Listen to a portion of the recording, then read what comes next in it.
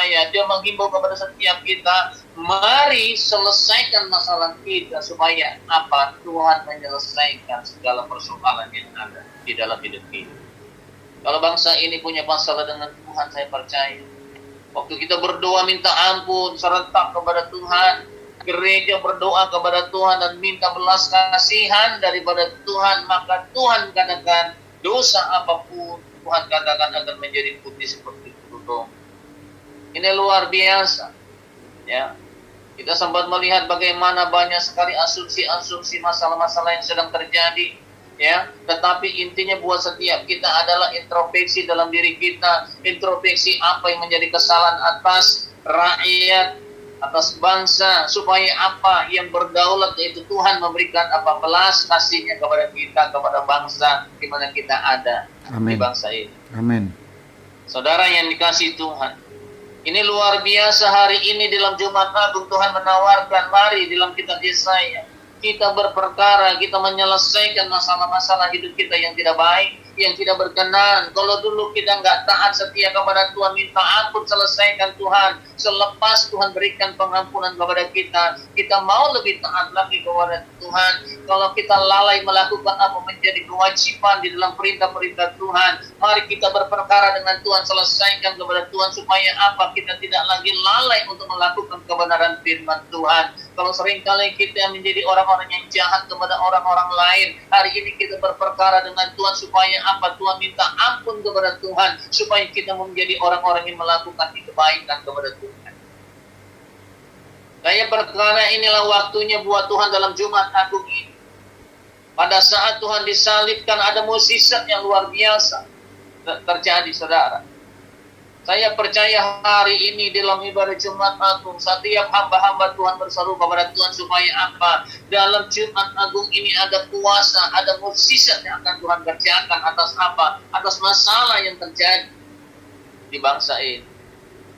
Saudara yang dikasihi Tuhan, di dalam ayat ke-19 katakan, jika kamu menurut dan mau mendengar, maka kamu akan memakan hasil baik dari negeri itu. Tetapi Alkitab dengan jelas katakan, jika kamu menurut dan mau mendengar firman, ayat 18 tadi, maka Tuhan katakan, kamu akan memakan hasil yang baik. Dari mana? Negeri ini. Artinya negeri ini akan dipulihkan oleh Tuhan. Artinya hidup kita akan dipulihkan oleh Tuhan, saudara. Makanya Alkitab katakan kepada kita, kalau kita mau nurut dan mendengarkan kebenaran firman dan melakukan dalam hidup setiap kita, maka Tuhan katakan kamu akan memakan hasil baik dari mana? Dari negeri kita. Sekarang bagaimana kita mau menerima hasil yang baik dari negeri kita, masalah yang ada? Makanya Alkitab katakan lakukan kebenaran firman dalam ayat 18. Selesaikan masalah hidup kita, selesaikan persoalan yang tidak berkenan dalam diri kita kepada Tuhan, maka Tuhan pasti akan mengampuni kita, menyelesaikan persoalan yang ada. Maka pasti Tuhan katakan kamu akan menemukan hasil yang baik di atas negeri ini. Amin. Saudara lihat perhati hari-hari ini, ya. Sekarang banyak orang yang tidak bekerja, banyak orang yang di PHK, banyak orang yang mendapat penghasilan dipotong lain sebagainya. Berarti banyak orang-orang yang tidak menerima hasil baik dari negeri ini.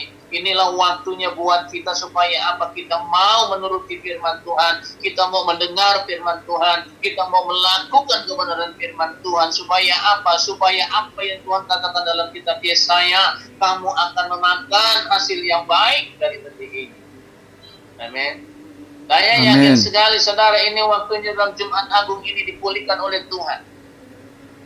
Saya punya iman kepada Tuhan supaya belas kasih Tuhan dalam Jumat Agung ini Tuhan berikan sebagai apa hasil yang terbaik dalam negeri ini buat saudara dan saya, buat setiap kita umat-umat yang percaya kepada Tuhan, saudara. Amin. Di dalam Yesaya ayat 1 ayat 20, tetapi jika kamu melawan dan memberontak, maka kamu akan dimakan oleh pedang. Sungguh Tuhan yang mengucap. Inilah kebenaran daripada ayat 18 kan. Kalau ayat 19 kita menurut dan melakukan kebenaran, maka ada hasil berkat yang akan kita terima di dalam negeri ini. Ada berkat yang akan kita nikmati. Tetapi di dalam ayat yang ke-20, jika kita melawan dan berontak, maka justru pedang yang akan bekerja. Ada dua pilihan yang akan Tuhan kerjakan di dalam pagi hari ini, saudara. Di dalam kematian Tuhan. Bahwa kalau Tuhan punya kehendak dalam hidup setiap kita, kita mau mendengarkan kebenaran, kita mau melakukan yang terbaik, menyelesaikan masalah-masalah dalam hidup setiap kita, maka pasti, saudara, Tuhan katakan akan memberikan hasil yang baik atas kita. Yang kedua, saudara, saya perhatikan di dalam berita kematian Yesus pada hari ini, di dalam Yesaya pasal yang ke-53,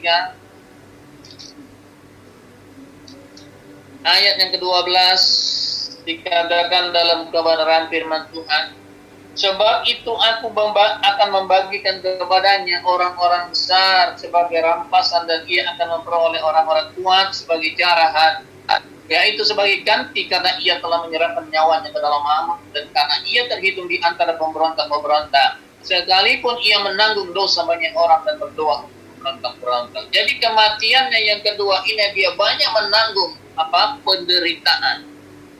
Atas apa? Atas kita. Jadi segala penderitaan kita akan ditanggung oleh Tuhan. Di dalam apa kematiannya? Kalau kita mau berubah, kalau kita mau percaya kepada Tuhan, kalau kita mau dikoreksi oleh Tuhan, kita menjadi yang benar, maka Tuhan katakan, Dia akan menanggung banyak sekali penderitaan. Kesalahan kita Dia tanggung, persoalan kita Dia tanggung. Hari-hari ini banyak masalah yang sedang kita hadapi, maka Dia akan menanggungnya di dalam kematian. Kalau kita mau berubah kepada Tuhan, kalau kita mau menerima kebenaran firman dan melakukannya di dalam hidup kita sebagai orang-orang yang percaya.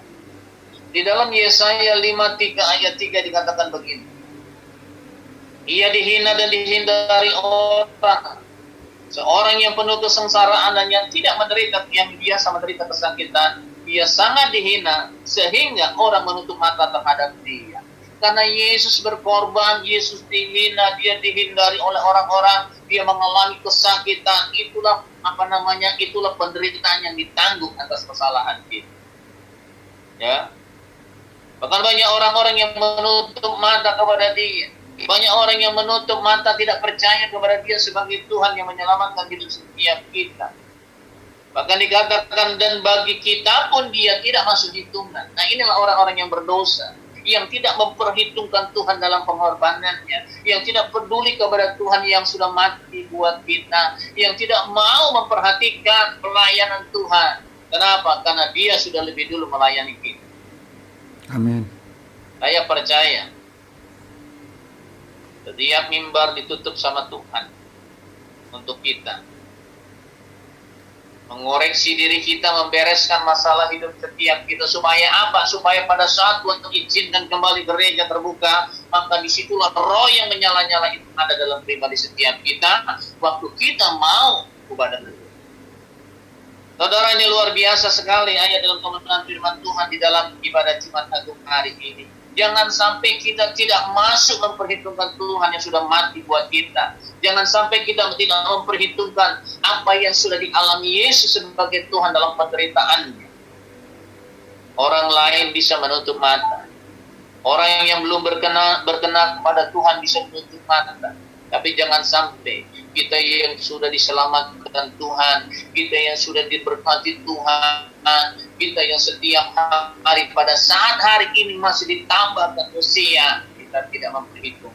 Itu salah yang besar dalam hari-hari ini, saudara. Kita tidak pernah melihat lawan, tapi lawan itu ada di sekitar kita. Kalau bukan karena Tuhan, kita tidak ada hari ini. Tapi karena Tuhan yang masih menjaga, melindungi. Amin. Hanya kita dengan jelas katakan, segala penyakit ditanggungnya di atas kayu salib. Kita nggak tahu dalam tubuh kita ada sakit atau tidak. Tetapi Alkitab katakan di dalam ayat keempat, tetapi sesungguhnya penyakit kita lah yang ditanggung, dan kesengsaraan kita lah yang dipikul. Yang harusnya kita tanggung sakit kita, yang harusnya kita pikul, kita tanggung segala kesengsaraan kita pikul, tetapi di situ dikatakan justru Tuhan mau sengsara buat kita.